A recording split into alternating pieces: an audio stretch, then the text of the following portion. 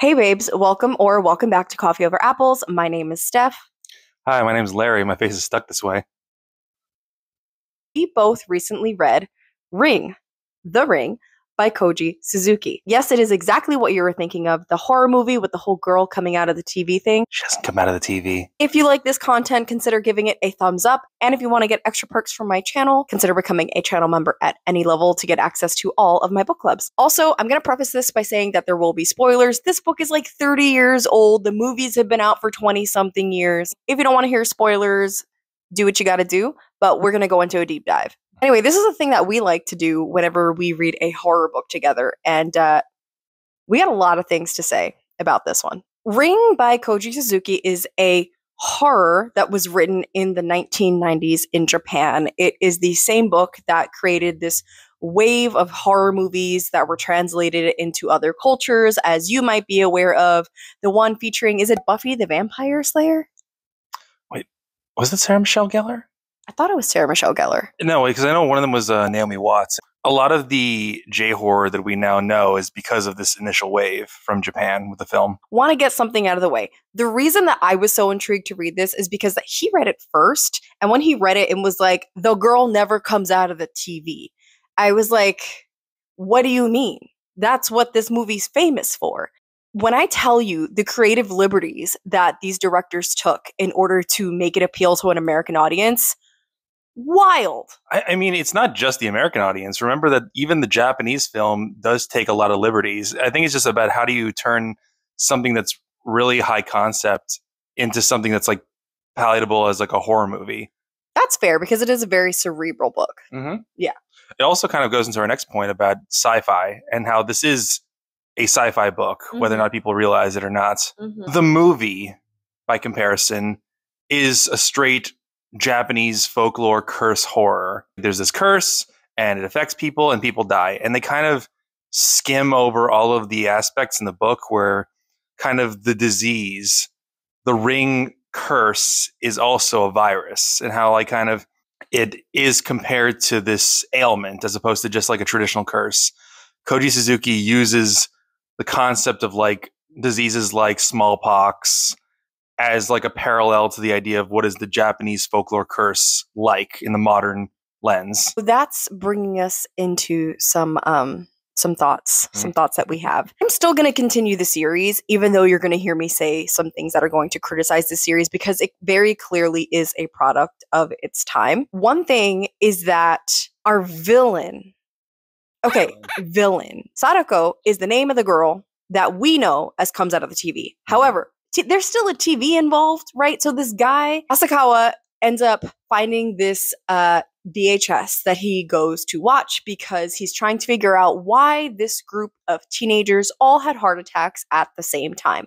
It's very strange, but it's also one of those things that like no one's really paying attention to. They're thinking it's a coincidence. However, it's his niece. It's his niece and other high schoolers that are like from different schools. Everyone in this story is looking at this problem very clinically. There's no scientific explanation for how four random high schoolers all happen to die at the same time in the same way. And it's just more convenient for people to just look at it as a coincidence. He ends up leading a series of what I feel to be very coincidental events lead him to finding this VHS tape in this remote rural Villa resort, yeah. And he watches it and it says, there's going to be a curse on you. You will die in 7 days, right? However, once he goes to see the part where it says, if you don't want to die, here's what you got to do.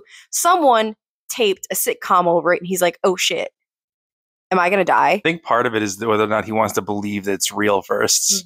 I think what I do like, what we're going to get to is Asakawa kind of sucks. He's a shitty character. He's a shitty person, rather. He's a great character, shitty person. He looks at this story very clinically. He is a journalist. He's a reporter.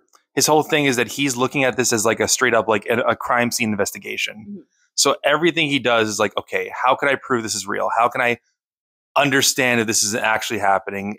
Am I going to die? If you're not into reading about really unlikable characters, beware, because the main characters in this are horrible people. And actually that even in of itself, one of them is questionable, which is a very interesting twist that happens at the end. His best friend Ryuji, who ultimately is very emphatic about wanting to watch the video with him because he's like, dude, you're about to make my life hella interesting. So yeah, I'll watch it. Maybe I'll die in 7 days. Maybe I won't. Ryuji's whole approach to the story and life is very devil may care.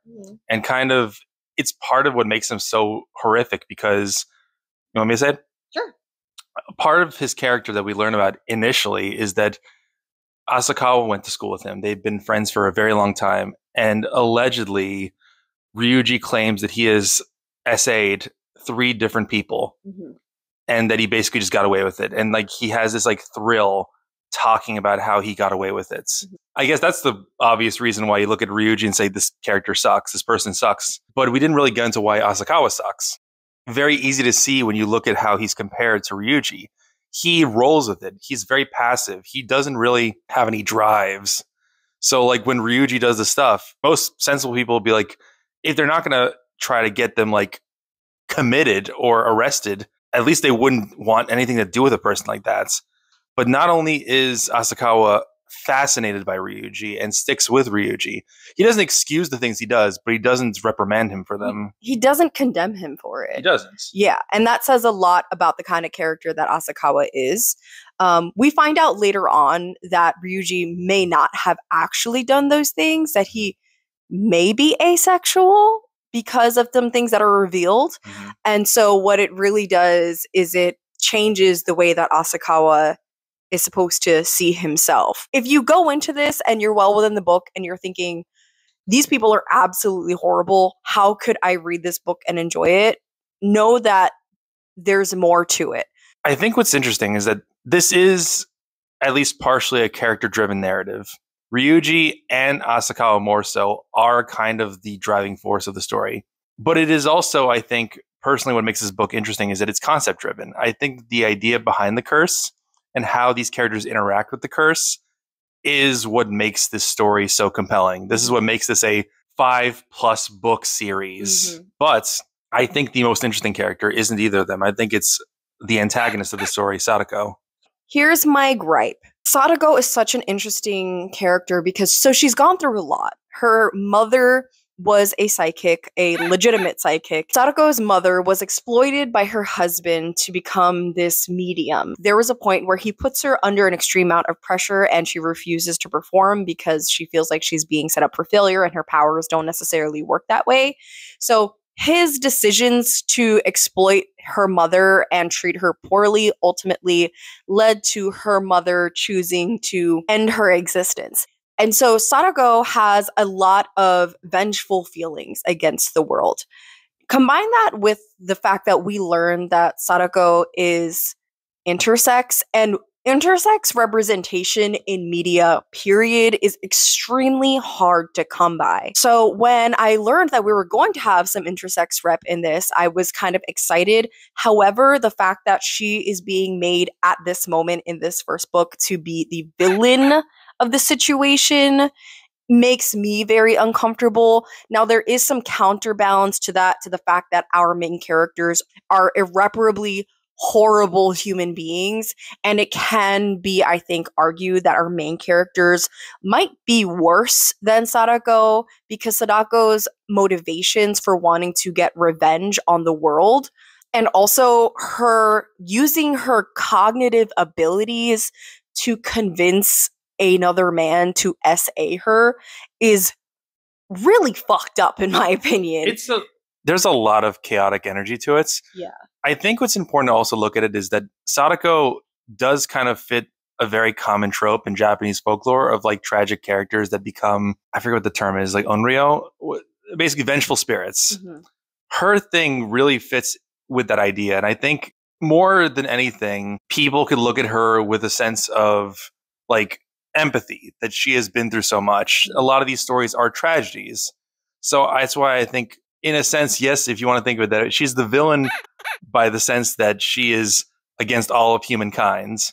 But like, it doesn't stop people from A, empathizing with her, and B, understanding her coda. Yeah, I think that's fair.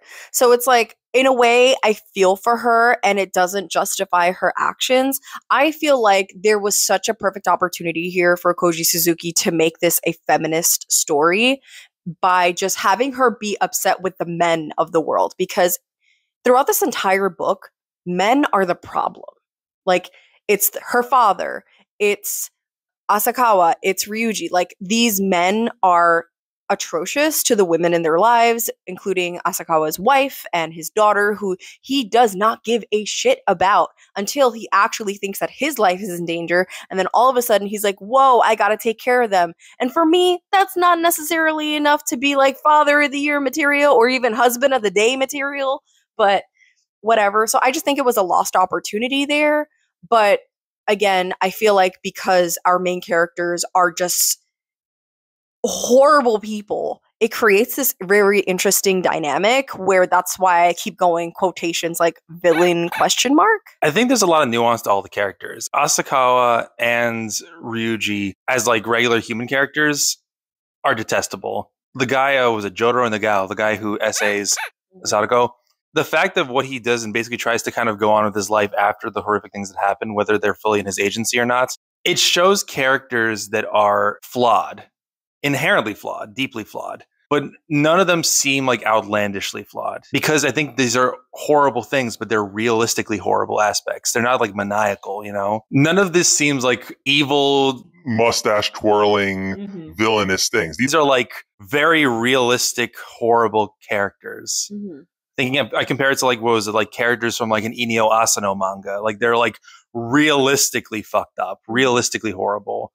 And that's what kind of makes it worse. Speaking of sexuality, there's a lot of gay undertones in this, in my opinion. And I feel like that is definitely something that has been picked up before, because when we did some research into the history of the films and adaptations of this series, a majority of them cast Asakawa as a woman in counterpart to Ryuji's masculine energy, or hyper masculine, like overcompensation that he does in order to maintain his relationship with Asakawa, which he clearly does because he knows exactly the kind of person that Asakawa is. Because we later on learn that the things that he's claimed to do, he may not have actually done by someone who is close to him revealing that information to Asakawa. This is a move of projecting this hyper masculine identity that Asakawa is drawn to, and so because of that, he becomes this kind of beta masculine character, which is ultimately perceived as feminine, and I find that extremely interesting. A big aspect in Ring and later books in the series is sexuality and like the way that people present themselves. It's an interesting idea because Asakawa, yes, is very passive comparatively. And it is very much a feature of his character. I think every character in some shape or form, whether actively or passively, experiments with the idea of identity and how they present themselves and how they act and how they are perceived in society. It's very interesting because I think that it's like Koji Suzuki experimented with these kind of concepts in the modern era. It would be a lot more nuanced, but like it is fascinating, flawed but fascinating the way that he kind of goes about it in this book. And it's interesting because, for people who don't know, before Suzuki wrote the series, he was not known for horror or sci-fi. He was authority in Japan on child rearing.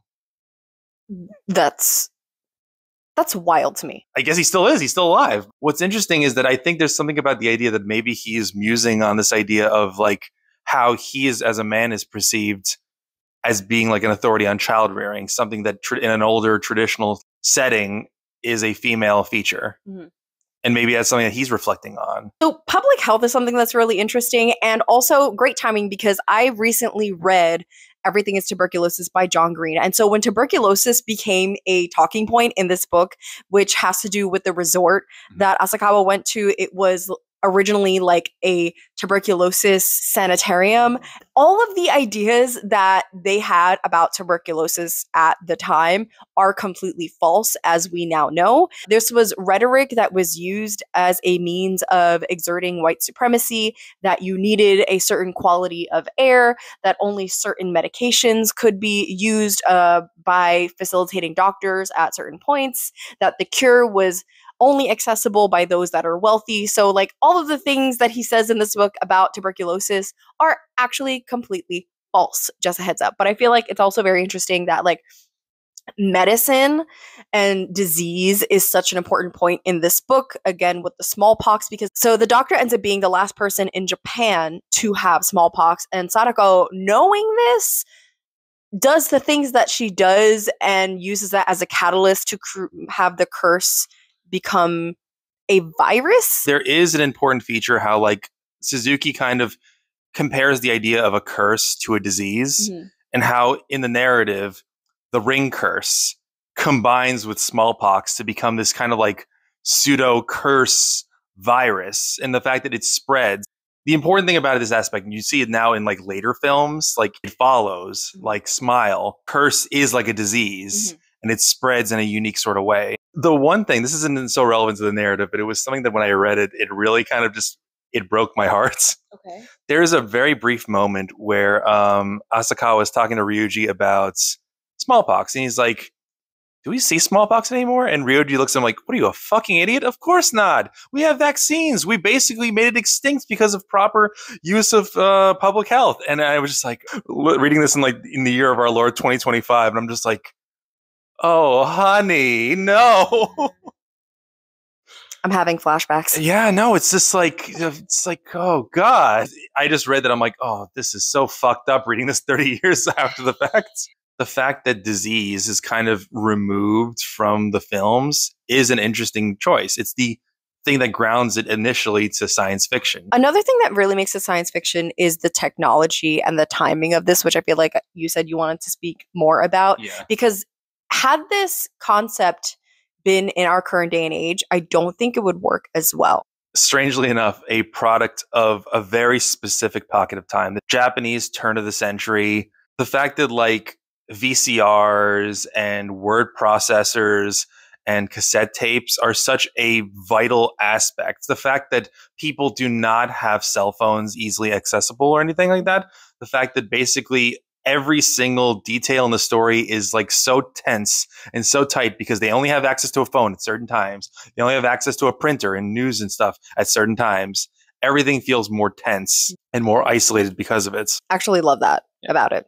I love this book. Flaws and all, I absolutely adore this book. I see the roots that this book, this story has in not only J-horror, but just horror in general. Like I was mentioning, like future films that like use concepts of like disease as an allegory for something. Or I understand that not everyone's going to like this book. It has its flaws, and I still think that it's like worth reflecting on. Yeah, I'm not like a super fan of this book because like I said, I have a few gripes with it, but I see that there's a lot of complex layers here that the author is setting us up to explore in future books, especially that at the end when we finally got those twists and turns of Asakawa realizing like, oh shit, I might be the fucking asshole here.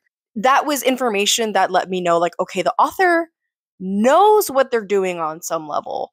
So I'm at least willing to write it out another book to kind of see where Sadako's character goes. It's a bit of a cliffhanger at the end. Ryuji dies and they all realize that not only did they not figure out the mystery at all, that everything they'd done isn't right, but maybe they were doing what Sadako wanted all along, spread the disease. Yeah, and that I actually really liked because this entire time I was thinking like, oh, these are some really convenient plot twists, like solving the mystery along the way. But the fact that we get to the end and everything that they thought was wrong, I like that twist. That was a lot of fun. Anyway, let us know if you've read this, if you plan to read it, or if you have any thoughts similarly or different to us in the comments. We'd love to hear about it. We post videos whenever creativity strikes. Have a wonderful day. Bye. Mr. Wonka. Mr. Wonka worked the factory.